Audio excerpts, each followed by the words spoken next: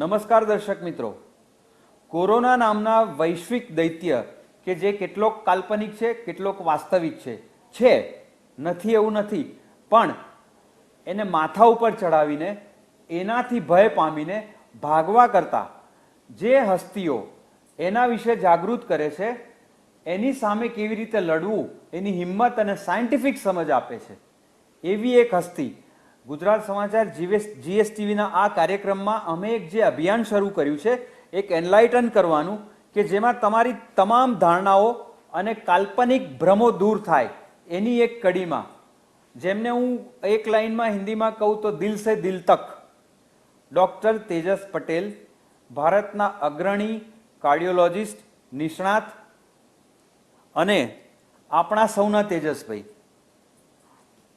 તેજસભાઈ, આ કાર્યક્રમમાં આપનું સ્વાગત છે. Thank you. સામાન્ય રીતે એવું બનતું હોય છે કે કોઈ પણ ટેલિવિઝનના કાર્યક્રમમાં એન્કર અથવા ન્યૂઝ રીડર લાંબુ બોલતા હોય છે. અમારે આજે દર્શકો માટે માત્ર ને માત્ર અમને કર્ટેલ કરીને તમને સાંભળવા છે, કારણ કે દર્શકો આપનામાંથી મોટાભાગના તેજસભાઈને જાણે છે, જેમણે કેટલાય દર્દીઓને દવાથી તો સારવાર આપી છે પણ સ્વભાવથી સાજા કર્યા છે. એમનો એક પરિચય બીજી રીતે આપું તો એન્જિયોગ્રાફી કરતી વખતે ઘણાએ માર્ક કર્યો છે કે દર્દીને પ્રોસિજર શરૂ કરતા પહેલાં એના દર્દ કે દવાઓ વિશે એક પણ વાત કર્યા વગર જેમણે એના વ્યવસાય, એના શોખ, એને શું કરવું જોઈએ, એના ફેમિલીમાં કોણ છે, કોની કેરિયર કેવી છે, એ વાતો કરતાં કરતાં પહેલાંને ખબર ના પડે એવી રીતે પ્રોસિજર કરી છે. એવા આનંદી, ઉત્સાહી, પોઝિટિવ તેજસભાઈ, ફરીથી જીએસટીવીના કાર્યક્રમમાં આપનું સ્વાગત છે. અને જે રીતે આપ સ્માઇલ આપી રહ્યા છો, આમાં અમે કંઈ જ અતિશયોક્તિ કરી નથી, જે છે એ જ કીધું છે. સૌથી પહેલાં તો આપણે આજે એટલી બધી વાત કરીશું, તમને જ સાંભળવા છે, પણ સૌથી પહેલાં એક સવાલ આપના વિષયને, આપના ક્ષેત્રને લગતો જે તમામ દર્શકોની અપેક્ષા હોય એ જ પૂછીશું કે કોરોનામાં હૃદય રોગના જૂના દર્દીઓ અથવા તો બોર્ડર લાઇન ઉપરના સંભવિત દર્દીઓએ જેણે બાયપાસ કરાવી છે કે એન્જિયોપ્લાસ્ટી કરાવી છે, એણે કઈ કઈ પ્રિકોશન્સ રાખવી જોઈએ?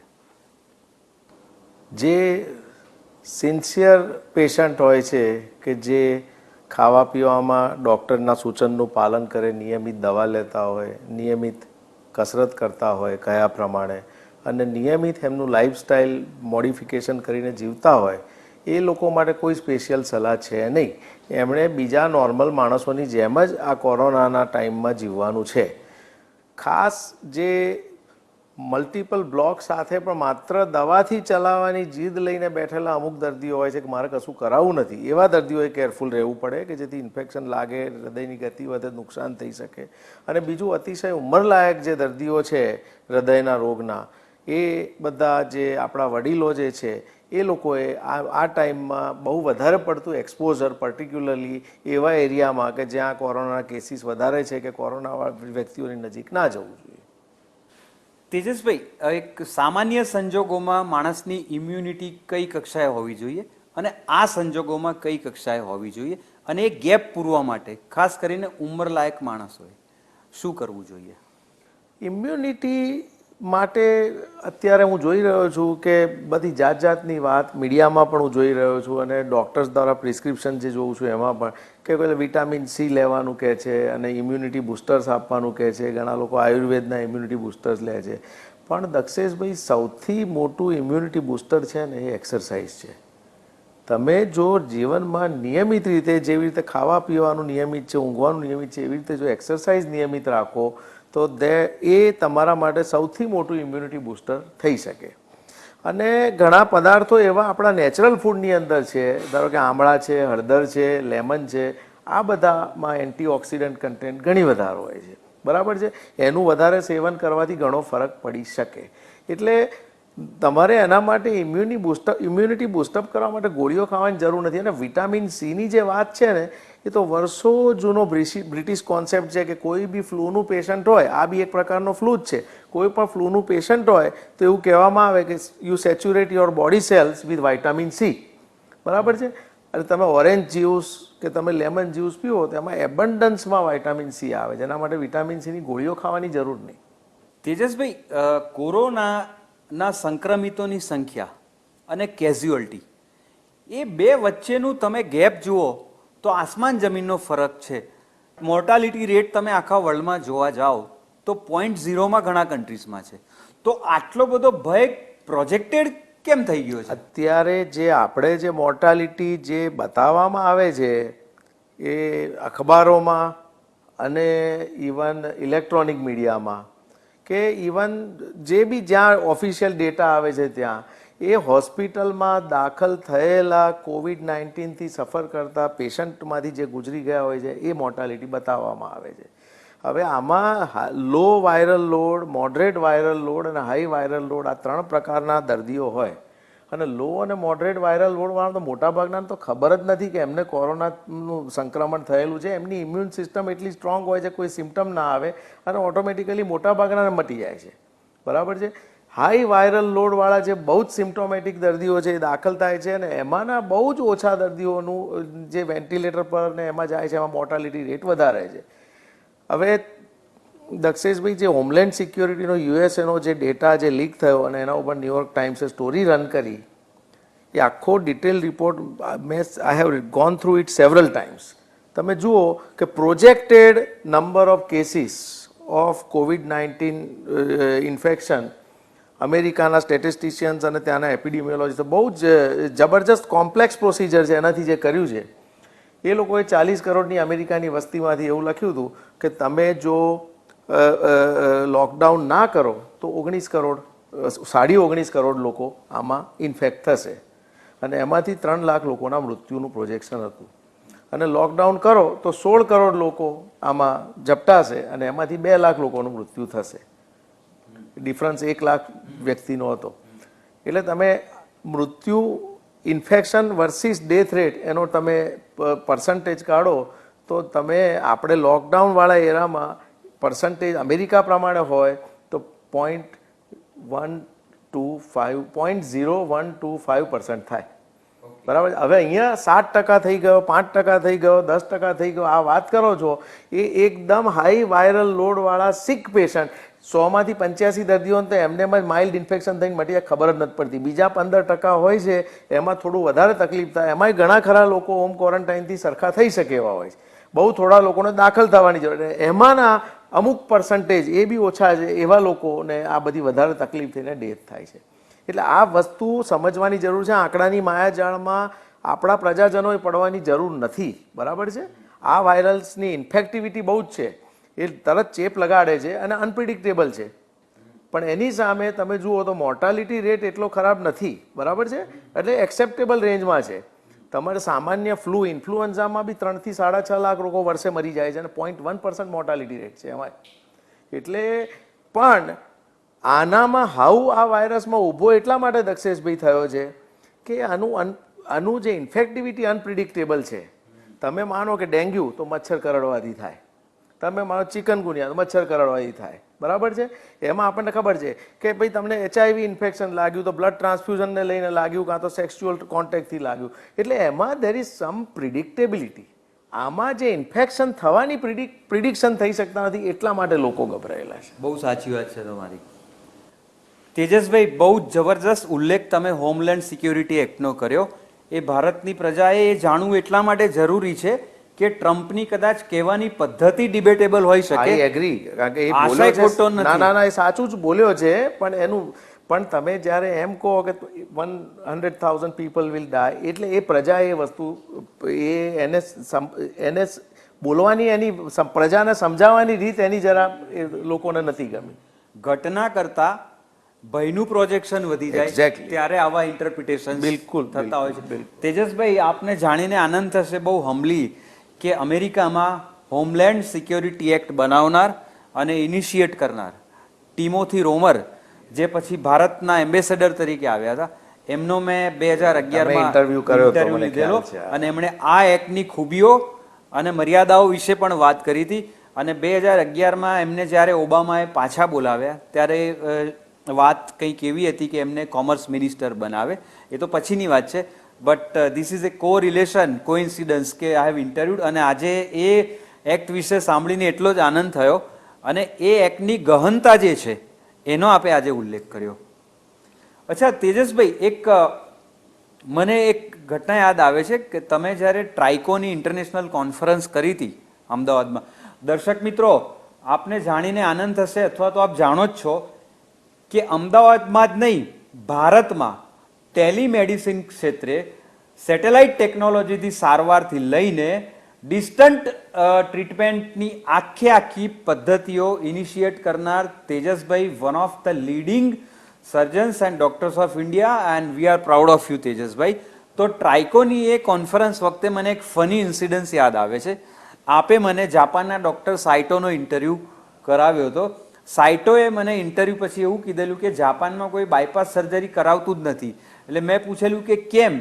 એટલે કે જાપાનમાં એવું મિથ પ્રવર્તે છે કે તમે છાતી ચીરો બાયપાસ માટે તો આત્મા એમાંથી ઉડીને બહાર જતો રહે છે. એટલે જાપાનમાં બાયપાસ લગભગ થતી જ નથી.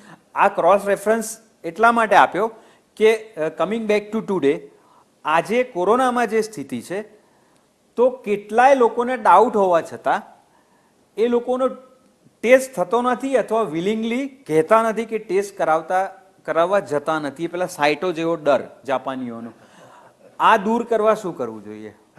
હવે એક વસ્તુ એ છે કે આપણા ત્યાં જે અત્યારે મોર્ટાલિટી રેટ કે ગુજરાતમાં વધારે છે, આ છે તે છે, એની જે વાત થાય છે, એમાં હું ગુજરાત ગવર્મેન્ટનું જે કામ છે એને હું અભૂતપૂર્વ ગણું છું. બરાબર છે, દરેક લેવલે chief minister, deputy chief minister, આપણા chief secretary principal, chief secretary health, બધાએ જે કર્યું છે અદ્ભુત કામ કર્યું છે. પણ મોર્ટાલિટી રેટમાં એક આ કન્ફ્યુઝન કાયમ રહે છે કે કેમ ગુજરાતમાં વધારે છે. પણ મને એવું લાગે છે દર્શક મિત્રો કે એ મોર્ટાલિટી રેટને તમારે આમાં અત્યારના કોન્ટેસ્ટમાં અત્યારે તમે કન્સિડર એટલા માટે બહુ વધારે સિરિયસલી લેવા જેવો નથી કે આપણે આના બધા કન્ફાઉન્ડર્સ ઘણા બધા છે, એ બહુ જ કોમ્પ્લેક્સ સ્ટેટિસ્ટિકલ મેથડથી કાઢો પછી ખબર પડે. અને આપણા ત્યાં મુશ્કેલી બીજી શું છે કે લેટ પ્રેઝન્ટેશન ઘણા આવતા હશે, હું એવું માની રહ્યો છું, ને આવે છે. કારણ કે લોકોને એક મનમાં સ્ટિગ્મા ઘૂસી ગયો છે કે જો હું બહાર ડિક્લેર કરીશ કે હું તપાસ કરાવીશ ને પોઝિટિવ આવીશ તો કે સોસાયટીમાં હું અછૂત થઈ જઈશ અને લોકો મને મારાથી દૂર ભાગશે. એટલે ઘણા બધા લોકો તપાસ કરાવવા ડૉક્ટર પાસે જતા જ નથી અને પછી બહુ જ ખરાબ હાઈ વાયરલ લોડ અને બહુ સિક થઈને પછી હોસ્પિટલમાં જાય છે. અને એ બહુ જ ખોટી વાત છે. એટલે એ દરેક વસ્તુ, એ વ્યક્તિ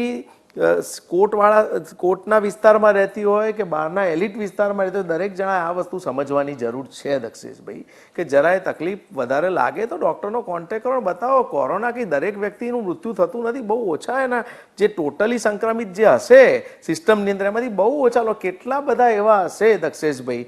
ડિસેમ્બર મહિનાથી તે જે આપણે જ્યારે ટેસ્ટિંગ ચાલુ કર્યું એની વચ્ચે કદાચ તમને ને મને બી અઠવાડિયું 10 દાડા ખરાબ શરદી થઈને મટી ગઈ હોય અને ઘણા બધા એટિપિકલ ન્યુમોનિયાવાળા જુદી જુદી હોસ્પિટલમાં દાખલ થાય, જ્યાં સ્વાઇન ફ્લૂનો H1N1નો ટેસ્ટ કરાવે નેગેટિવ આવે, ઓટોમેટિક બધું મટી ગયું જતા રહ્યા હોય. આમાંના ઘણા બધા COVID-19ના કેસ હશે અને રિકવર થઈ ગયા હશે, તમે સમજી લો.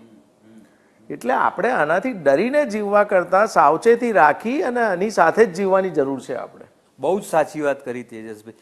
આપની વાત ઉપરથી એવું લાગે છે કે માણસને પોતાને કોરોનાના ડર કરતા સોશિયલ સ્ટિગ્મા કે સામાજિક બોયકોટનો કે કેવી સારવાર મળશે એની કાલ્પનિક ભ્રાંતિ, બિલકુલ એનો ડર વધારે છે.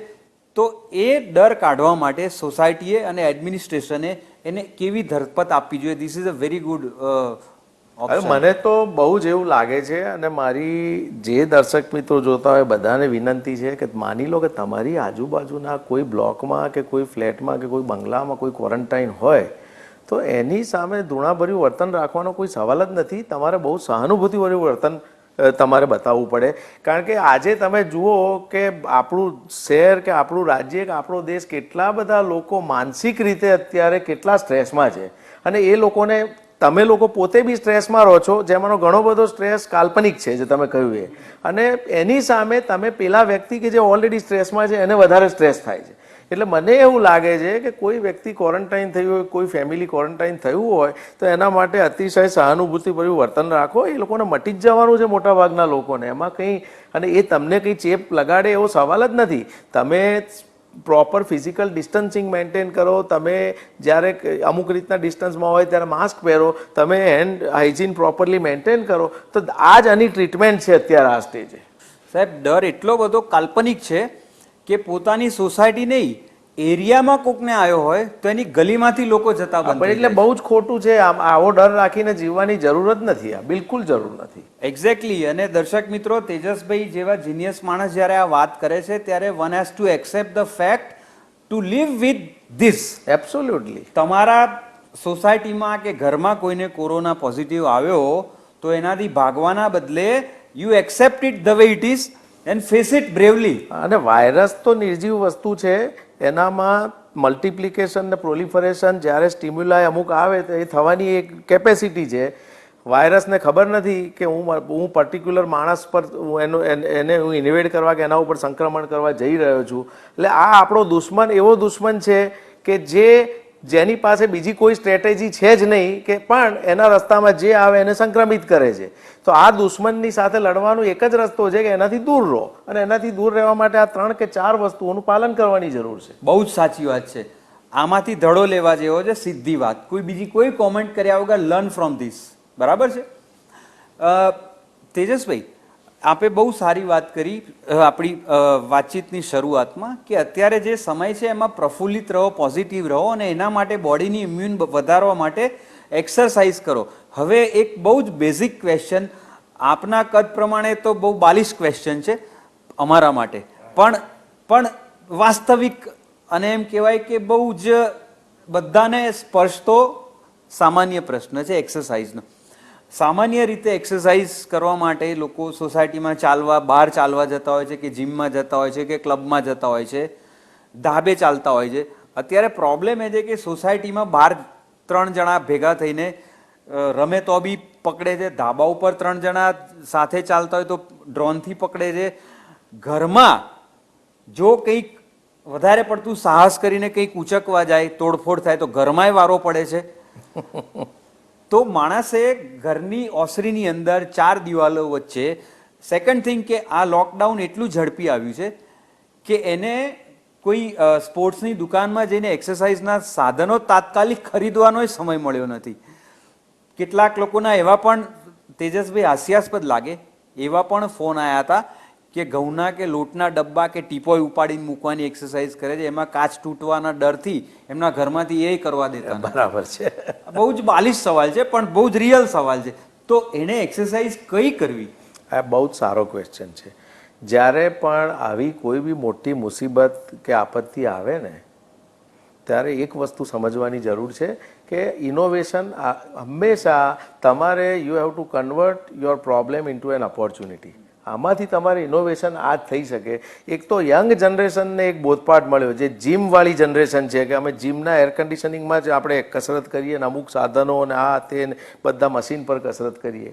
એ લોકોને બોધપાઠ એ મેળવવાની જરૂર છે કે તમે બોડી વેઇટ એક્સરસાઇઝ જો પ્રોપરલી શીખેલા હોય, તમે પુશઅપ્સ, રેગ્યુલર તમારો સૂર્ય નમસ્કાર, દંડ અને પુલઅપ્સ, આ ટાઈપની બોડી વેઇટ એક્સરસાઇઝ તમે કરતા હો, તો તમારે જીમમાં ધારો કે આ ટાઈમે ના જવાય તો પણ તમે તમારી કેલરી બર્ન કરી શકો, તમારા મસલને ટ્રેન કરી શકો. આ એક વાત છે.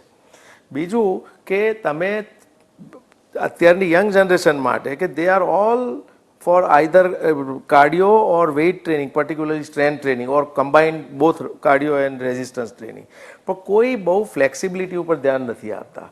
હવે તમે જો બેઝિક યોગાના અમુક આસનોની રેગ્યુલર પ્રેક્ટિસ કરતા હોય તો અત્યારે ઘરમાં રહીને તમે એ બહુ જ સારી રીતે કરી શકો અને સુધારી શકો. પ્રાણાયામ શીખેલા હોય તો પ્રાણાયામમાં તમે તમારું લેવલ એક ટિયર ઉપર લઈ જઈ શકો. આ બધું થઈ શકે. ઘણા મારા દર્દીઓ મને પૂછે છે, હું કામ કરું છું એટલે મને ખ્યાલ છે કે હવે અમારે કસરતમાં શું કરવાનું. તો હું ફ્લેટમાં રહેતા હોય તો એને પૂછું કે તમારે કેટલા માળ છે, તો કોઈ કે 4 માળ છે, 5 માળ છે. હું કહું 10 વખત ચડો ને ઉતરો. એના જેવી કોઈ બીજી તમારા હાર્ટને અને શ્વસન તંત્રને સારી એક્સરસાઇઝ નહીં મળે. ઘણા લોકો માને છે ખરા. ઘરમાં જો ચાલવા માટે એક સ્પોટ મળતો હોય તો તમે 1 કલાક બહાર ચાલતા હોય તો ઘરમાં એ પ્રમાણે ચાલો. બરાબર છે. તમારા જે લોકોને દોરડા કૂદતા આવડતું હોય, તે rope skipping is one of the wonderful exercises as far as the cardio capacity is concern. એટલે ઘણા બધા રસ્તાઓ છે આપણી પાસે. એટલે આમાંથી તમારે ઇનોવેટ કરવાનું. કોન્સેપ્ટ ઓફ ન્યૂ નોર્મલ હવે તમારું નવું નોર્મલ શું છે એ તમે ડેવલપ કરો. એક્ઝેક્ટલી. તેજસભાઈ, એક બીજા એક રિપોર્ટ એવા આવ્યા હતા જેને ઘણા લોકો રિલિજિયસલી ફોલો કરી રહ્યા છે. આ સાચું છે ખોટું નહીં, આ પણ એક થોડી હાસ્યાસ્પદ વાત છે કે કોરોનાનો વાયરસ જમીનથી 13 ફૂટ ઊંચે સુધી ઉડી શકે, એટલે લોકોએ ખાલી ફૂટપટ્ટીથી 13 ફૂટ માપવાના જ બાકી રાખ્યા છે. અરે બાપરે, ના ના ના, આ કાઢવા માટે શું કરવું? ના ના ના ના ના ના ના, કોરોનાનું વાયરસનું સ્ટ્રક્ચર બીજા બધા વાયરસની કમ્પેરિઝનમાં હેવી સ્ટ્રક્ચર છે ને એ જલ્દી સેટલ થઈ જાય છે એવું કહે છે.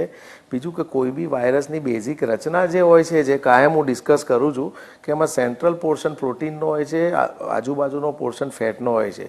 અને હમણાં હું જે વસ્તુ 3 મહિનાથી કહેતો આવ્યો છું, લોકડાઉન થયું એ વખતથી 1.5 મહિનાથી, એ અત્યારે હોમલેન્ડ સિક્યોરિટીનો જે નવો રિપોર્ટ આવ્યો એમાંય કહ્યું કે આ વાયરસ 35 ડિગ્રી સેન્ટીગ્રેડથી ઉપર સર્વાઈવ થઈ ના શકે 1 કલાકથી વધારે.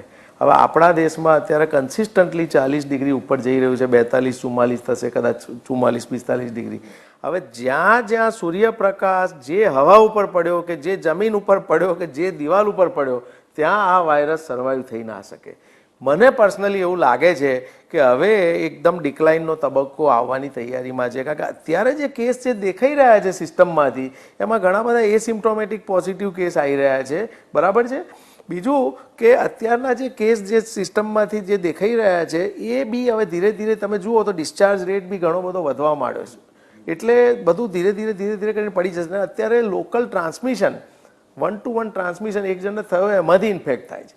બાકી જે વાયરસ ગરમીની અંદર, આ ગરમીમાં હવા, જમીન કે કોઈ પ્રવાહીની સરફેસ કે દિવાલ પર હું માનતો નથી કે સર્વાઈવ થાય આપણા દેશની ગરમીમાં. એટલે અત્યારે તો આ બહુ જ ઇટ ઇઝ મોસ્ટ વેલકમ. આજે અત્યારની જે હીટ છે સામાન્ય સંજોગોમાં જે ત્રાસદાયક હીટ ગણાય છે, અત્યારે આશીર્વાદ રૂપ છે. બિલકુલ આશીર્વાદ પોઝિટિવલી, બિલકુલ બિલકુલ. અને આ વાયરસનું બીજું હું કહું કે ડ્રોપલેટથી સ્પ્રેડ થાય, કે તમે ઉધરસ ખાઓ કે તમે છીંક ખાઓ તો જે તમારા ડ્રોપલેટ્સ જાય એનાથી. હવે ચોમાસું આવશે અને ચોમાસા પહેલાંનો જે પીરિયડ આવશે, જે જૂન જુલાઈનો, એ વખતે હ્યુમિડિટી ખૂબ વધશે. હવે હ્યુમિડિટી વધે એટલે હવા નોર્મલ કરતાં ભારે થાય, એટલે આ ડ્રોપલેટ સ્પ્રેડ ઓછી થશે.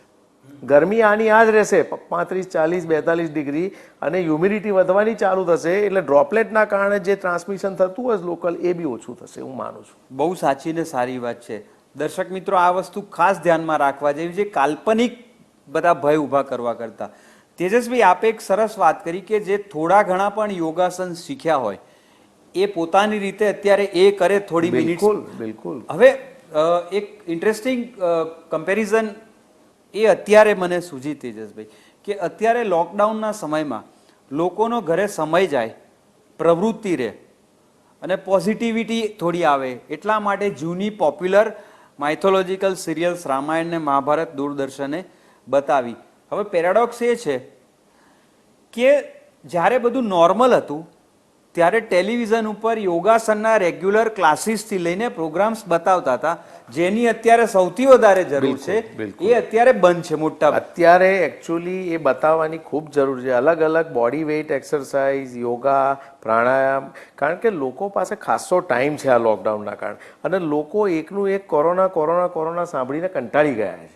એટલે મને એવું લાગે છે કે આવું બતાવે તો દર્શક મિત્રો ચોક્કસ એને બહુ સારી રીતે પોઝિટિવલી લેશે. એક્ઝેક્ટલી. અને એટલીસ્ટ બેઝિક આસનો તો બતાવે કે જેને કંઈ નથી આવડતું. બિલકુલ. એટલે બેઝિક આસનના લાભ બતાવે કે આનાથી તમારે આ સુધરે, તો એટલું તો કરે. ભલે અઘરા ના બતાવે, કારણ કે અઘરા આસનોમાં તો કેટલાક દાખલા, બહુ ફની દાખલા એવા પણ બન્યા છે કે ટીવી ઉપર જોઈને કોઈની હાજરી ના હોય ત્યારે ડોકની પાછળ પગની ગાંઠ મારી દીધી હોય, છોડાવવા માટે કોકને બૂમાબૂમ કરવી પડી હોય. એટલે એવું નહીં, પણ બેઝિક તો બતાવે. અચ્છા તેજસભાઈ, એક બીજું એક ઓપ્શન આ સંજોગોમાં બીજી પોઝિટિવ ક્રિએટિવ પ્રવૃત્તિઓ ઘરે કરવાનું છે. મેડિકલની ને આપના ક્ષેત્રની ઘણી બધી વાતો કર્યા પછી આપણે થોડીક બીજી વાત કરીએ. ફર્સ્ટ હેન્ડ એક્સપિરિયન્સ આપનો જ હું દર્શકોને આપું. તેજસભાઈ, આપ પોતે મ્યુઝિકના શોખીન છો, એક અલગ ક્લાસનું મ્યુઝિક આપ માણો છો, ચેમ્બર મ્યુઝિકથી લઈને વેસ્ટર્ન ક્લાસિકલ, ઇન્ડિયન ક્લાસિકલ. દર્શક મિત્રો, એમના વાઇફ ક્લાસિકલ શીખેલા છે અને she is a very good singer. તો આ સંજોગોમાં તમારા ઘરમાંથી જ એક્ઝામ્પલ છે, તો ઘણા શીખ્યા નથી, તે જરૂરી નથી કે બધાને આવડવું જ જોઈએ. તો ઓલ્ટરનેટિવ ક્રિએટિવિટી કેવી રીતે ડેવલપ અત્યારે કોઈ પણ any music you like, is a relaxation food. તમને જે મ્યુઝિક ગમે એ સાંભળો ને, જે તમને રિલેક્સ કરે એ બહુ જરૂરી છે. અને ખોટા વિચારો મનમાં આવે, તમે શાંતિથી બેસી રહ્યા હોય, કોરોનાથી મને કંઈ થઈ જશે આ તે, એના કરતાં મારી દર્શક મિત્રોને એક વિનંતી છે કે આવા ટાઈમમાં મગજને ઓક્યુપાઈડ રાખો અને બીજું કે તમે કઈ રીતે તમારી લાઈફ કોરોના લોકડાઉન પછીના એરામાં જીવવાના છો એના ઉપર તમે વિચાર કરો, અને તમે કઈ રીતે તમારી સિસ્ટમ ગોઠવવા માંગો છો એના ઉપર વિચાર કરો. એ વધારે અગત્યનું છે. દર્શક મિત્રો, તેજસભાઈ પાસેથી હજી બીજી ઘણી વાતો સાંભળવાની છે કે કોરોના પછીની દુનિયા કેવી હશે. એ પોતે અત્યારે આટલા ફિટ રહીને તમામ વિપરીતતા વચ્ચે પણ રેગ્યુલર દર્દીઓને તપાસી રહ્યા છે. ઘણી બધી વાતો બાકી. દર્શક મિત્રો, કાગળ ઉપરના ઉદાહરણો કરતા ગમે એવા મોટા કે ભારે હોય, એક વાસ્તવિક ઉદાહરણ હંમેશા વજનદાર, મહત્વપૂર્ણ અને પ્રેરણા લેવા જેવું હોય છે. જીએસટીવી દ્વારા કોરોના વિશેના ભય દૂર કરીને રિયાલિસ્ટિક દુનિયામાં તમને લઈ જવાના, ભય કાઢવાના પ્રયાસ રૂપે આજે સિરીઝ શરૂ કરી છે. એમાં ભારતના અગ્રણી heart specialist doctor Tejas Patel આપણી સાથે છે. Tejasbhai, welcome back again. Thank you. દર્શક મિત્રો, તેજસભાઈને આપણે એ પૂછીએ કે કોરોનાના દિવસોમાં ઘરે રહીને ઓલ્ટરનેટિવ કઈ પ્રવૃત્તિઓ કે ક્રિએટિવિટી કરવી જોઈએ જેથી કરીને માણસનું મન પોઝિટિવિટી તરફ ડાયવર્ટ થાય. જરૂરી નથી કે દરેક માણસ કોઈક ને કોઈક રીતે ક્રિએટિવ હોય, પણ એને પોતાનામાં રહેલી કઈ અનએક્સપ્લોર્ડ વસ્તુઓને ટચ કરવો જોઈએ. મને પોતાને એવું લાગે છે કે અત્યારે અચાનક જે આ મોટો ગેપ લોકોના, જે કામ કરતા માણસોના જીવનમાં આવ્યો 1.5 મહિનો સળંગ, આવું કદાચ એ લોકોએ સ્કૂલના વેકેશન પછી કોઈ દિવસ આવો ગેપ જોયો નહીં હોય. એટલે આમાં શું થાય, કોઈ બી એ નોર્મલ માણસની એક પ્રકૃતિ હોય કે કોઈ બી એકદમ નવી વસ્તુ આવે એને પ્રોબ્લેમના સ્વરૂપમાં જુએ કે આ સાલો એક પ્રોબ્લેમ આવી ગયો. પણ મને એવું લાગે છે કે એને પ્રોબ્લેમ ગણવા કરતાં એને ઓપોર્ચ્યુનિટી ગણી અને જે આપણામાં જે ડેફિશિયન્સી હોય એને એક તો આપણે વિચારવું જોઈએ. અને આ સમય દરમિયાન ધારો કે બિઝનેસમેન હોય એને એની બિઝનેસ સ્ટ્રેટેજી કઈ રીતે સારામાં સારી રીતે ડિસાઇડ કરવી, એનોય આવો સમય કોઈ દાડો બ્રીથિંગ ટાઈમ એમને ના મળ્યો હોય કે બીજા જે બી પોતાના ફિલ્ડમાં કામ કરવાવાળા માણસો હોય એને ફિલ્ડને લગતી અને ફિલ્ડ સિવાયની એક્સ્ટ્રા કરિક્યુલર એક્ટિવિટી છે, એ રીડિંગનો શોખ છે કે જોવાનો કે મૂવીઝ જોવાનો શોખ છે કે જૂનું કંઈ બી ઘણી વખતે રહી ગયું હોય છે કે મારે આ વાંચવાનું રહી ગયું હતું, તે વાંચવાનું, આ બધું. એટલે કોઈ પણ રીતે જ્યારે આ કપરો સમય, સો કોલ્ડ કપરો સમય ચાલતો હોય ત્યારે તમારે તમારું માઇન્ડને ઓક્યુપાઈડ રાખવું પડે. ઓક્યુપાઈડ જે લોકો નથી રાખતા એને કોરોનાના વિચારો આવ્યા કરે છે અને કોરોનાના વિચારોના કારણે એન્ઝાયટી, ડિપ્રેશન, આ બધા પ્રોબ્લેમ આવે છે. અહીંયા પેલી કહેવત સાચી પડે છે કે એને empty mind is a devils workshop. દર્શક મિત્રો, આપણે તેજસભાઈને એ સવાલ નહીં જ કરીએ કે કોરોનાના સમયમાં તમે ઘરે રહીને કઈ સર્જનાત્મક અથવા ક્રિએટિવ પ્રવૃત્તિઓ કરો છો, કારણ કે એમના માટે સૌથી સર્જનાત્મક અને ક્રિએટિવ પ્રવૃત્તિ એટલે પ્રવૃત્ત રહેવું એ જ છે. અત્યારે પણ એ બિંદાસ, આ ગુજરાતી શબ્દ બિંદાસ વાપરું છું, બહાર જાય છે, પોતાની એપેક્સ હોસ્પિટલમાં રોજ પેશન્ટ્સ જોવે છે, કોરોનાની ચેતવણીઓ વચ્ચે સાવધ રહીને, અને અત્યારે પણ કલાકો સુધી કામ કરે છે. તેજસભાઈ, સવાલ એ છે કે આપ જે રીતે બહાર નીકળીને તમામ પ્રિકોશન્સ લઈને આજે પણ બે ધડક સંખ્યાબંધ પેશન્ટ્સને જુઓ છો, જૂના પેશન્ટ્સને તમે ગાઈડ કરો છો, તો બીજા મોટા ભાગના ક્લિનિક્સ પ્રાઇવેટ હોય કે હોસ્પિટલ્સ, ઘણી બધી દરેક એરિયામાં માનો ને કે 25-50 તો છે જ, એ બધાના શટર બંધ જોઈને એક સવાલ ઉઠે છે કે દર્દીઓ સંપૂર્ણ ઘટી ગયા, દર્દ સંપૂર્ણ બંધ થઈ ગયા કે એ ક્લિનિકના ડોક્ટરો ડરી ગયા? ના, કદાચ થોડા ઘણા ડૉક્ટર મિત્રોને ડર હશે, પણ મોટા ભાગના ડૉક્ટર મિત્રો હું માનું છું કે ધીરે ધીરે કામ ચાલુ કર્યું છે. અને એ લોકો કામ કરતાં ગભરાય છે એ એટલા માટે કે એક કેસ એમના ત્યાં પોઝિટિવ આવે તો એમનું ક્લિનિક કે એમનું નર્સિંગ હોમ કે એમના હોસ્પિટલને ક્વોરન્ટાઇન કરીને એમાં આઇસોલેશન કરીને તાળું મારવામાં આવે એવો ડર છે. બરાબર છે.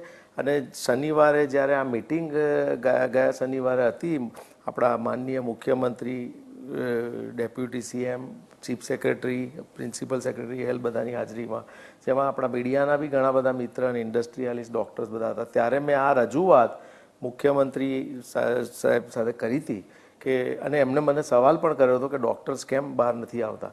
પણ મને લાગે છે કે એ બહુ સિરિયસલી સરકારશ્રીએ લીધું છે અને એનો હવે મને લાગે છે કે પરિપત્ર બહાર આવવાનું છે. એટલે ડૉક્ટર મિત્રોએ બી ગભરાયા વગર બહાર આવવું જોઈએ, પર્સનલ પ્રોટેક્શન ઇક્વિપમેન્ટ વાપરી અને આપણે આપણા પેશન્ટને જોવા જોઈએ. હવે મારી વાત રહી તો મેં એક પણ દિવસ પાડ્યા વગર કામ કર્યું છે. રોજ આખો દિવસ જરૂર પડે રાત્રે બી જવું પડે તો જઉં છું. હા,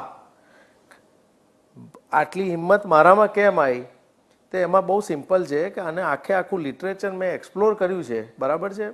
એઝ અ કાર્ડિયોલોજિસ્ટ તરીકે આ મારો સબ્જેક્ટ નથી, પણ સબ્જેક્ટ છે એટલા માટે કે 10 થી 15% કોરોનાના કેસમાં હાર્ટનું ઇન્વોલ્વમેન્ટ યુરોપ અને અમેરિકામાં જોવા મળ્યું છે. એટલે આઉટ ઓફ ક્યુરિયોસિટી મેં બધું આખું લિટરેચર ડાયસેક્ટ કર્યું છે. એમાં મેં જોયું કે આમાં કોઈ હજુ ડેફિનેટિવ ટ્રીટમેન્ટ નથી, બધી સપોર્ટિવ ટ્રીટમેન્ટ છે.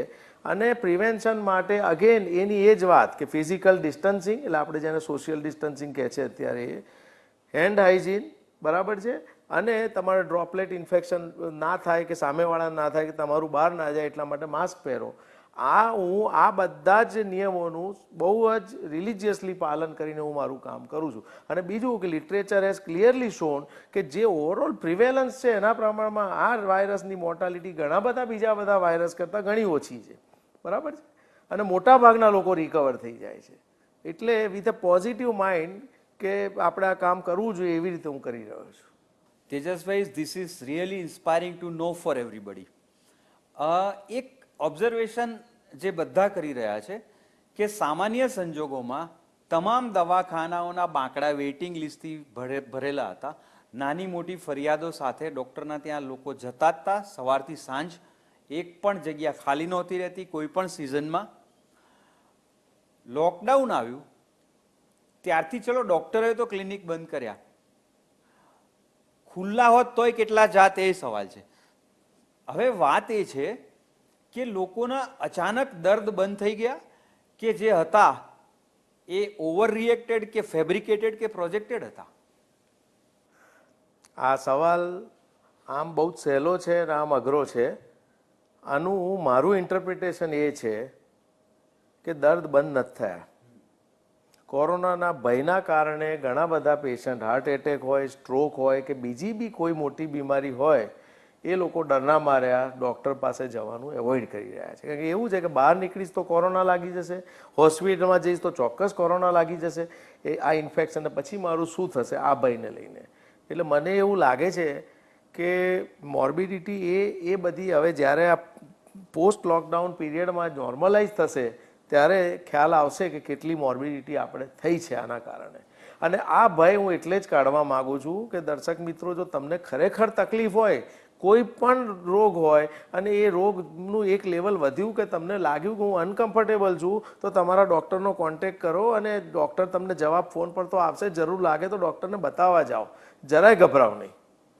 તેજસભાઈ, એક બીજું પણ એક કોઇન્સિડન્સ છે કે આ સંજોગોમાં છાપાઓમાં શ્રદ્ધાંજલિના પાના ઘટી ગયા છે. એટલે આ ડરના કારણે રોગ સબસાઇડ થઈ ગયો કે ઓટો ઇમ્યુન સિસ્ટમ સુધરી ગઈ? ના, હવે એકચ્યુઅલી આવી પરિસ્થિતિમાં આમે કોઈ ગેધરિંગ કે બેસણા કે એવું તો કરી ના શકાય, એટલે નેચરલી એ તો બરોબર છે, પણ મોર્ટાલિટી રેટ આમ દેખીતી રીતે આમ એટલે એ વાત સાથે હું સહમત એટલા માટે નથી થતો કે મોર્ટાલિટી રેટ બીજા બધા રોગનો જે કન્સિસ્ટન્ટલી ચાલુ છે એ તો ચાલુ છે જ, પણ કદાચ બેસણાની જાહેર ખબર ને એ ઓછું આપતા હશે.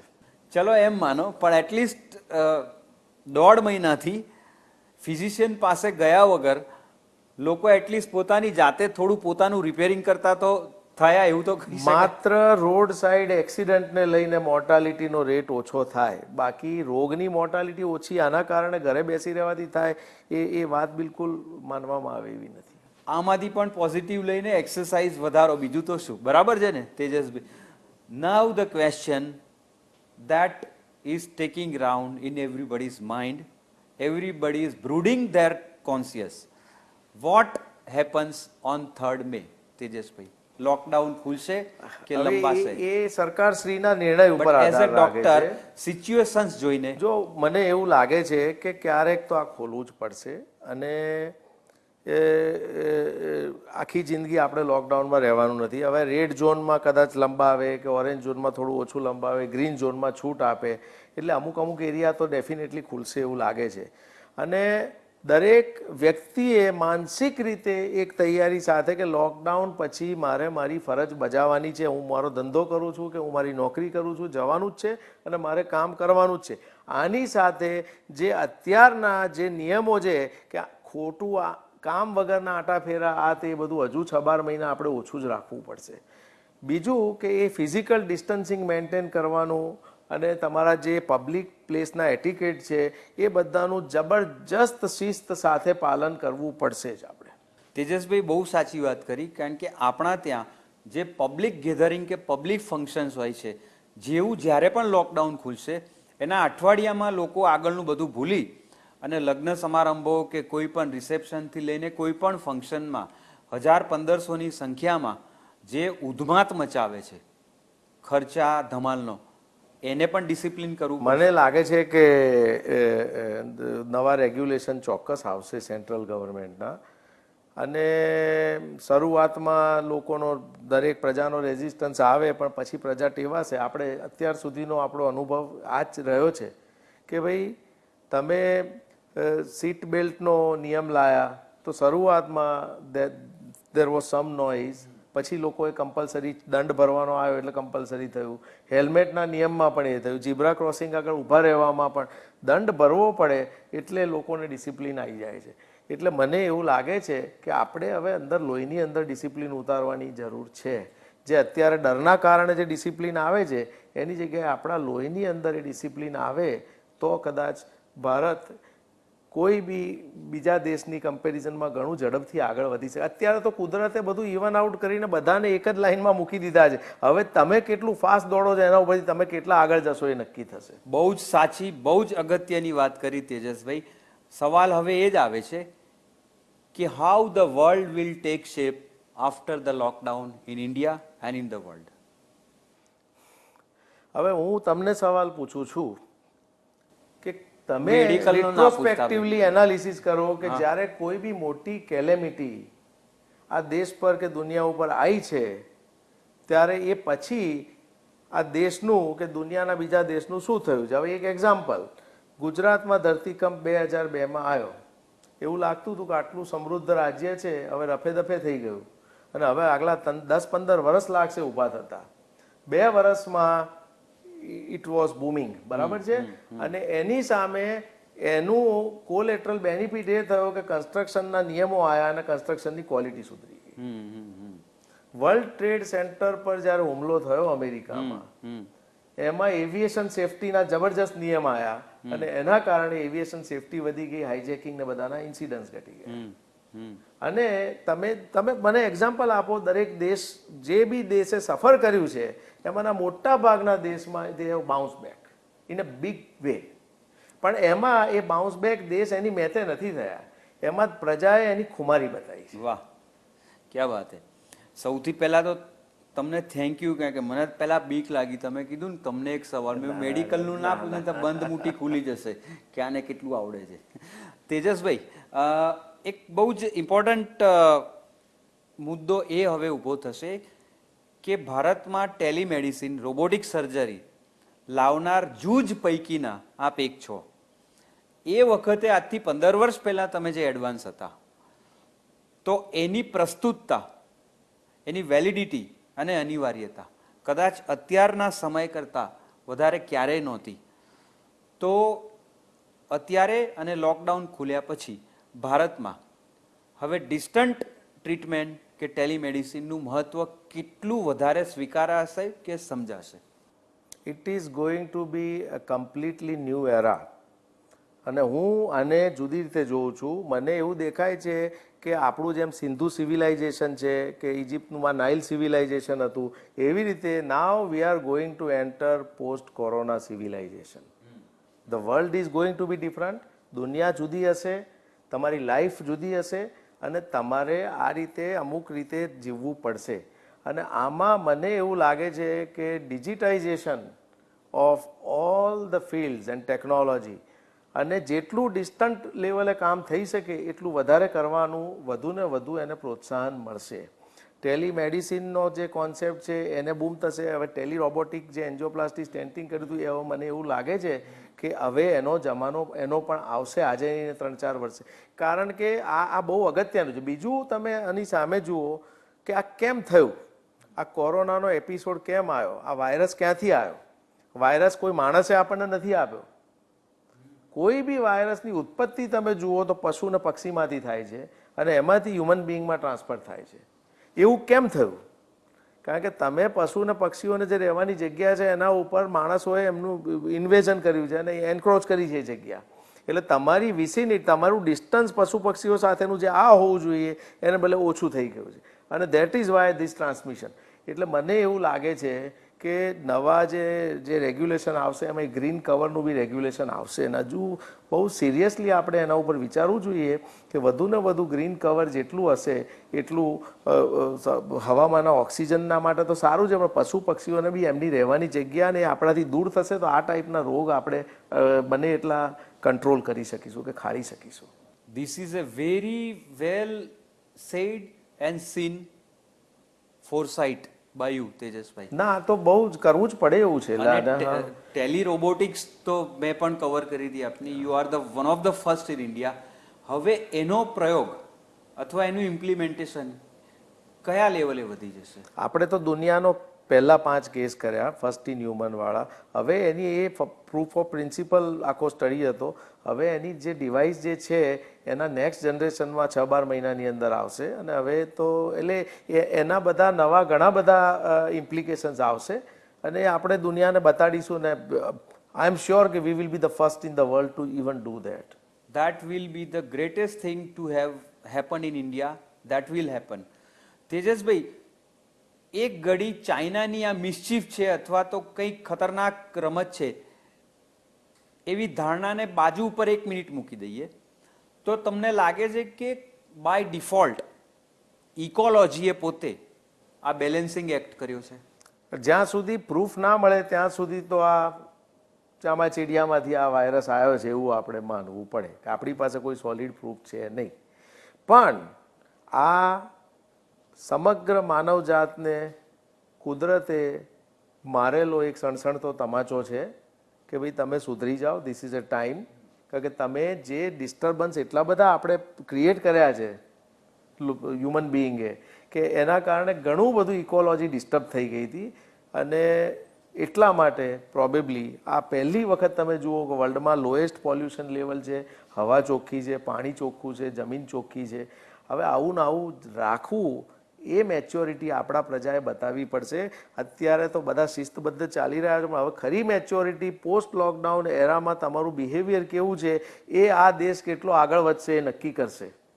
તમે અમુક વસ્તુઓનું પાલન કરો છો, તમે ડિસિપ્લિન રાખો છો, તમે તમારા ઘરના આંગણો ચોખ્ખા રાખો છો, તમે તમારી વર્કિંગ પ્લેસની આજુબાજુની જગ્યા ચોખ્ખી રાખો છો, તમે કોઈ જગ્યાએ થૂંકતા નથી, તમે બધું સ્વચ્છ રાખો છો, તમે ફિઝિકલ ડિસ્ટન્સિંગ મેન્ટેન કરો છો, તમે બસની અંદર બેસો ત્યારે બી અમુક ડિસ્ટન્સ, તમને ઉધરસ ખાંસી આખો વખત હવે માસ્કનો આપણો જે છે એ તો અત્યારે કમ્પલસરી છે, એ તો જતું રહેશે. એ પછી પણ તમારે પોતાને શરદી ખાંસી કે ઉધરસ થઈ હોય તો તમારે કમ્પલસરી માસ્ક પહેરવો જોઈએ, જેથી it just to show respect to others કે તમે તમારા ડ્રોપલેટ્સ બીજાને ના આપો અને બીજાને ઇન્ફેક્ટ ના કરો. આ બધી વસ્તુ આપણી પ્રજાએ શીખવી પડશે અને એનું ડે ટુ ડે લાઈફમાં એનું પાલન કરવું પડશે જો આ દેશને આપણે સખત રીતે આગળ લઈ જવો હોય તો. Very well said. તેજસભાઈ, જ્યાં સુધી અમને ખબર છે ત્યાં સુધી આપ એક અગ્રણી હાર્ટ સ્પેશિયાલિસ્ટ હોવા ઉપરાંત ઇકોલોજી અને સાયન્સના પણ જબરજસ્ત અભ્યાસુ અને જ્ઞાતા છો, દેટ વી નો. એક સવાલ ઉઠે છે કે છેલ્લા 25 વર્ષથી ગ્રીનહાઉસ ઇફેક્ટના લીધે અને ઓઝોન લેયરમાં ગાબડા પડવાના લીધે આર્કટિક અને એન્ટાર્કટિકામાં નોર્થ અને સાઉથ પોલમાં જે બરફ ટનબંધ પીગળી રહ્યો હતો એના લીધે સમુદ્રના લેવલ જે ઊંચા આવી રહ્યા હતા અને એક જે ભીતિ વ્યક્ત કરવામાં આવતી હતી કે આવતા 50 વર્ષમાં દુનિયાના દરિયા કિનારાના આટલા શહેરોમાં 3 કિલોમીટર અંદર સુધી દરિયાના પાણી ઘૂસી જશે અને એટલી વસાહતો તમારે દૂર કરવી પડશે. આ જે થયું છે, ફોર્ચ્યુનેટલી ગઈકાલે એક રિપોર્ટ આવ્યો છે કે આર્કટિકની ઉપર કેટલાક million square kilometre ozone layer સુધર્યું સીલ છે. થઈ ગયું છે આ. તો એનાથી આ પરિસ્થિતિમાં રાહત થશે કે સમુદ્રના લેવલો જે વધી રહ્યા છે આ પરિસ્થિતિ મેન્ટેન કરવી પડશે. ટ્રાફિકની જે સમસ્યા છે એ આપણો પ્રોબ્લેમ નથી, આખી દુનિયાનો પ્રોબ્લેમ છે, આપણો વધારે પ્રોબ્લેમ છે. એટલે આ વસ્તુ જે હું કહું છું ને કે કોન્સેપ્ટ ઓફ ન્યૂ નોર્મલ, અને this is going to be a post corona civilization. એ સિવિલાઇઝેશન આખું આ રીતનું બનાવવાની જરૂર છે કે જરૂર ના હોય ત્યાં સુધી બહાર કારણ વગર આંટા ના મારવા જોઈએ. બીજું કે અમુક તમારા સ્ટાફમાં બી અમુક માણસો જે ઘરેથી રહીને કામ કરી શકતા હોય, ઓલ્ટરનેટ દિવસે ઘરેથી કામ કરે. ઓવરઓલ તમારો જે પોલ્યુશન લેવલ, ટ્રાફિકની મૂવમેન્ટ, આ બધા ઉપર બહુ કોન્શિયસલી જે કરવું પડે એ કરવું જ પડે. પણ જ્યાં આગળ એવોઇડ થતું હોય ત્યાં આગળ તમારે આ એવોઇડ કરવું જ પડશે. તમારે પોલ્યુશનના લેવલ્સ નીચા રાખવા પડશે, તમારું ગ્રીન કવર વધારવું પડશે. આ વખતે કુદરતે આ એક તમાચો જે માર્યો છે આપણને, એના ઉપરથી આપણે સુધરી જવાની જરૂર છે. વારે ઘડીએ આપણને ચાન્સ ના મળે. Yes, this is a wake up call. બિલકુલ ડિરેક્ટલી, નોટ ઇનડિરેક્ટલી. બિલકુલ બિલકુલ. અને તેજસ્વી, આપને લાગે છે કે આખા વિશ્વમાં પોલ્યુશનનું સૌથી મોટું એક એલિમેન્ટ હોય તો ગાડીઓનું ઉત્સર્જન છે. ગાડીઓમાંથી જે ભલે યુરો 4 કે યુરો 5 કે યુરો 6 થાય, પણ આપને લાગે છે કે અત્યારે આટલી બધી સોલર એનર્જી મળે છે, ઇલેક્ટ્રિક રિસોર્સિસ છે, that is going to B the new normal. મને એવું દેખાઈ રહ્યું છે દક્ષેશભાઈ કે આગલા 10-15 વર્ષમાં લગભગ બધી ગાડીઓ તમારી ઇલેક્ટ્રિક કારમાં કન્વર્ઝન થઈ જશે એવું લાગી રહ્યું છે. તો એનાથી તો ઘણું પોલ્યુશન. બિલકુલ. અને કર્યા વગર છૂટકો જ નથી. એ દિશામાં તમે જુઓ કે બધી મોટી કંપની અને ઘણી બધી નાની કંપની બી એ દિશામાં કામ કરી રહી છે, અને એ લોકો ખાસી સક્સેસફુલી કામ કરી રહી છે. અને આ જે સાયન્સનું ડેવલપમેન્ટ છે એમાં આ વસ્તુ કરવી બહુ મોટી વાત છે જ નહીં. થઈ જ જશે. તેજસભાઈ, 2004માં યુ મસ્ટ બી રિમેમ્બરિંગ, અમેરિકાએ ગ્રીન હાઉસ ઇફેક્ટ ઘટાડવા માટે જાપાનના ક્યોટોમાં જે વર્લ્ડ કોન્ફરન્સ થઈ હતી કે ઇન્ડસ્ટ્રીયલ યુનિટ્સમાંથી કાર્બનનું ઉત્સર્જન ઘટે, અને જે ઘટાડે એને કાર્બન ક્રેડિટ આપી એ કન્ટ્રીને યુનાઇટેડ નેશન્સની ફેવરેબલ કન્ટ્રીઝમાં મૂકીને વધારાના ઇન્સેન્ટિવ્સ આપવા. એમાં અમેરિકાએ પોતે એ ટ્રીટીમાં સાઇન કરવાની ના પાડી દીધી હતી, કારણ કે એ કાર્બનનું ઉત્સર્જન, એક્ઝોસ્ટ વધારે કરે છે. આ તો બહુ સાઈડ વાત થઈ, બટ તમે સાયન્સના માણસ છો, આટલા બધા ઊંડા અભ્યાસી છો, તમને એવું લાગે છે કે the time has come for everybody to come under one roof to down the carbon emission? બિલકુલ કરવું જ પડશે. અને ઘણી બધી વસ્તુઓમાં કે મિત્ર દેશ હોય કે દુશ્મન દેશ હોય, એ બધાએ કન્સેન્સસથી જ કામ કરવું પડશે. કારણ કે અલ્ટિમેટલી પૃથ્વીને બચાવવી પડશે. પૃથ્વી નહીં બચે તો આપણે નહીં બચી શકીએ, કે આવનારી જનરેશન નહીં બચી શકે. એક્ઝેક્ટલી. તેજસભાઈ, સેકન્ડ વર્લ્ડ વોર પછી કદાચ આખા વિશ્વને ભરડો લેનારી, આને કુદરતી આપત્તિ કેવી કે મેનમેડ કેવી એ તો હજી નક્કી થઈ શક્યું નથી, આવી ઘટના કદાચ 1942 પછી પહેલી છે. અને કદાચ સેકન્ડ વર્લ્ડ વોરમાં તો 100થી વધારે કન્ટ્રી ઇન્વોલ્વ નહોતા, આમાં 200થી વધારે છે. તો આ સ્થિતિમાં આટલા વર્ષે આ પ્રકોપ આવ્યો છે, તો એમાંથી કયા પોઝિટિવ્સ લેવાને, કેવી રીતે સાંગોપાંગ બહાર નીકળવું? અથવા તો તમને ગુજરાતી ભાષામાં તેજસભાઈ કહું તો, ભાઈ સાહેબ, આ કોરોનાને ક્યારે કાઢો છો? કોરોનાને ગયે જ છૂટકો છે. કોઈ વાયરસ હજુ સુધી કાયમ માટે આટલા સંક્રમિત પહેલો એટેક આવો જ હોય, બરાબર છે. સબસિક્વન્ટ એટેક દક્ષેશભાઈ એના ઢીલા પડી જશે. એ દરેક વાયરસની નેચરલ હિસ્ટ્રી રહી છે. અને હું માનું છું કે હવે આપણો ડિક્લાઇન થવાનો ચાલુ થશે જ. અને આ ગરમી એમાં બહુ જ મોટો છે, અત્યારનો સૂર્યપ્રકાશ છે એમાં બહુ મોટો રોલ ભજવશે. અને આ જે લોકડાઉન છે એના કારણે ઘણું બધું એક લેવલે આ સ્ટેગ્નેટેડ થઈ જશે. હવે સેકન્ડ વર્લ્ડ વોરની તમે જ્યારે વાત કરો છો ત્યારે તમે મને કહો કે સૌથી વધારે સંક્રમિત દેશ કયા હતા? મારી દ્રષ્ટિએ જાપાન, જ્યાં અણુ બોમ્બ પડ્યા હતા, અને બીજો જર્મની, કે પોસ્ટ હિટલર એરામાં જર્મની કમ્પ્લીટલી ખલાસ. એ બે દેશોમાં શું થયું? હજી બોમ્બ પડે છે. વિધિન 10 years ઊભા થઈ ગયા. એક્ઝેક્ટલી. બરાબર છે. પ્રજાએ શું કર્યું? એ પ્રજા જ્યારે સેકન્ડ વર્લ્ડ વોર ચાલતી હતી ત્યારે એક જબરજસ્ત સર્વાઈવલ ઇન્સ્ટિંક્ટ સાથે પોતે જીવતા રહેવું એ ઇન્સ્ટિંક્ટ સાથે જીવી રહી હતી, બરાબર છે. કોઈ બી રીતે જે ખાવાનું મળ્યું, બ્રેડનો ટુકડો અડધો મળ્યો, આ તે બહુ બધી તકલીફો હતી, બરાબર છે. એ પ્રજા જ્યારે આ પત્યું અને જોયું કે હવે આપણે બી ખલાસ થઈ ગયા છે, આપણો દેશ પણ ખલાસ થઈ ગયો, તો શું કર્યું? ખાલી એ સર્વાઈવલ ઇન્સ્ટિંક્ટને એમણે કિલર ઇન્સ્ટિંક્ટની અંદર ટ્રાન્સફર કરી અને killer instinct to develop themselves and killer instinct to develop the country, they work so hard કે એના પરિણામ એ લોકોને 10 કે 15 વર્ષમાં કે 20 વર્ષમાં તમને જોવા મળ્યા. એની સામે હવે હું બીજી વાત કરું કે બીજા સમૃદ્ધ દેશ એવા પણ આપણે જોઈએ છે કે ઈરાન ને ઈરાકનું લાંબી વોર ચાલી, સિરિયા હતી, એ સમૃદ્ધ દેશો હતા, પણ ત્યાંની પ્રજા હજુ હતાશામાંથી બહાર નથી આવી, અને હતાશામાંથી બહાર નથી આવી એટલે આ પરિણામ ભોગવી રહ્યા છે. બહુ જબરજસ્ત વાત કરી તેજસભાઈ. It is here. એટલે બિલકુલ તમારે બિલકુલ અને પોઝિટિવલી જ બહાર નીકળવું પડશે આમાંથી. આપની વાત બહુ સાચી છે, કારણ કે સેકન્ડ વર્લ્ડ વોરમાં હિટલરના પતન પછી અને એના છેલ્લા દિવસોમાં બર્લિન, વુર્ઝબર્ગ, મ્યુનિક આ બધા તો સંપૂર્ણ બોમ્બ મારાથી એટલા સાફ થઈ ગયા હતા. હમણાં ફેબ્રુઆરીમાં જ વુર્ઝબર્ગમાંથી સેકન્ડ વર્લ્ડ વોરમાં ફેંકાયેલો એક બોમ્બ મળ્યો, પણ આ પ્રજા બોમ્બ ઉપર પગ મૂકીને ઊભી થઈ છે. બિલકુલ બિલકુલ. અને હિટલર, આ તો સાઈડ વાત થઈ, હિટલરના કર્મોના ગિલ્ટથી, એના પશ્ચાતાપથી એને રિપેન્ટન્સ કરીને અને દુનિયામાં એક્સેપ્ટન્સ મેળવીને આટલા સામા પ્રવાહે ઊભી થઈ. બિલકુલ. તો વાય કાન્ટ વી? તેજસભાઈ, લાસ્ટ ક્વેશ્ચન. દરેક ઘટના કે દુર્ઘટના કંઈક શીખવાડતી હોય છે. કોરોના આપણને શું શીખવાડે છે? એટલું બધું કીધું તેમ છતાં એક મેસેજ તરીકે. કોરોનાએ આપણને જીવતા શીખવાડ્યું કે કેવી રીતે જીવવું જોઈએ એ શીખવાડી દીધું. વાહ, ક્યા બાત હે. દર્શક મિત્રો, બહુ જ સાચી વાત છે કે તમે શું કરો છો એ કોઈ પૂછે અને જો કોઈ એમ કે હું જીવું છું અથવા જીવી જાણું છું, તો એ સમજથી વધારે ઊંચો જવાબ કોઈ હોય જ ના શકે. જીવન કાઢવું, કાઢી નાખવું, પસાર કરી દેવું, અથવા તો એમાંથી કંઈક શીખીને જીવી બતાવવું અથવા જીવવું, એક એક પળને પ્રેઝન્ટમાં જીવવી. ભૂતકાળના અફસોસ કે ભવિષ્યની ચિંતા બરોબર છે હોય, એના પ્લાનિંગ સાથે વોટ મેટર્સ ઇઝ ટુ બી. તેજસભાઈ, થેન્ક્સના શબ્દો ફોર્માલિટીના એટલા માટે હું નથી કહેતો કારણ કે તમે અમારા પરિવારના છો, તમે ગુજરાતના પરિવારના છો, તમે સૌના હિતેચ્છુ છો, ગાઈડ છો.